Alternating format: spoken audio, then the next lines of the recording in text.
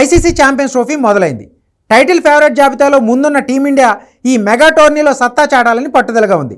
గత ఏడాది టీ20 ప్రపంచ కప్ విజయంతో ఫ్యాన్స్ను ఖుషీ చేసిన రోహిత్ సేన ఇప్పుడు మరో ఐసీసీ టైటిల్ గెలవాలని ఉవ్విళ్ళూరుతుంది.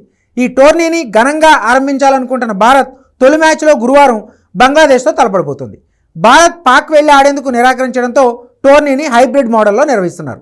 దీంతో మన మ్యాచ్లకు దుబాయ్ ఆతిథ్యం ఇస్తుంది. బంగ్లాదేశ్తో తొలి మ్యాచ్ కోసం భారత్ తుది జట్టు కసరత్తు కొలిక్కి వచ్చింది. ఈ మ్యాచ్లో టీమిండియా 3 స్పిన్నర్లు 2 పేసర్ల వ్యూహంతోనే బరిలోకి దిగుతుంది. 2 స్పిన్ ఆల్రౌండర్లతో పాటు ఒక ప్రధాన స్పిన్నర్ తుది జట్టులో చోటు దక్కించుకోనున్నాడు. ఓపెనర్లుగా రోహిత్ శర్మ, శుభ్మన్ గిల్ ఇన్నింగ్స్ ఆరంభించనుండగా స్టార్ క్రికెటర్ విరాట్ కోహ్లీ వన్డౌన్లో వస్తాడు. ఈ ముగ్గురు ఇంగ్లాండ్తో సిరీస్లో ఫామ్లోకి వచ్చారు. కోహ్లీ పూర్తి స్థాయి బ్యాటింగ్తో అదరగట్టకపోయినా టచ్లోకి వచ్చాడు. ఛాంపియన్స్ ట్రోఫీలో రోహిత్, కోహ్లీ ఇద్దరికీ మంచి రికార్డే ఉండడంతో వీరిపై భారీ అంచనాలున్నాయి. 4వ స్థానంలో శ్రేయస్ అయ్యర్ ఆడనుండగా కేఎల్ రాహుల్ 5వ స్థానంలో బ్యాటింగ్కి దిగుతాడు. రిషబ్ పంత్ కంటే రాహుల్ వైపే మేనేజ్మెంట్ మొగ్గు చూపుతుండటంతో అతనికే కీపింగ్ బాధ్యతలు ఖాయం. 6వ స్థానంలో హార్దిక్ పాండ్యా, 7వ స్థానంలో అక్షర్ పటేల్, ఆ తర్వాత రవీంద్ర జడేజా బ్యాటింగ్ వస్తారు. బ్యాటింగ్ పరంగా ఈ ఆర్డర్లో మార్పులు ఉండకపోవచ్చు. ఇంగ్లాండ్తో సిరీస్ సందర్భంగా రాహుల్ను 6వ స్థానంలో పంపించడం వర్కౌట్ కాలేదు.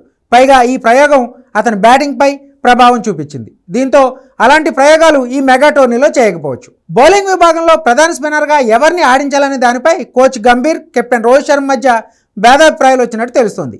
గంభీర్ వరుణ్ చక్రవర్తిని ఆడించాలనుకుంటే రోహిత్ మాత్రం గత రికార్డుల ప్రకారం కుల్దీప్ యాదవ్ను తీసుకోవాలని భావిస్తున్నాడు.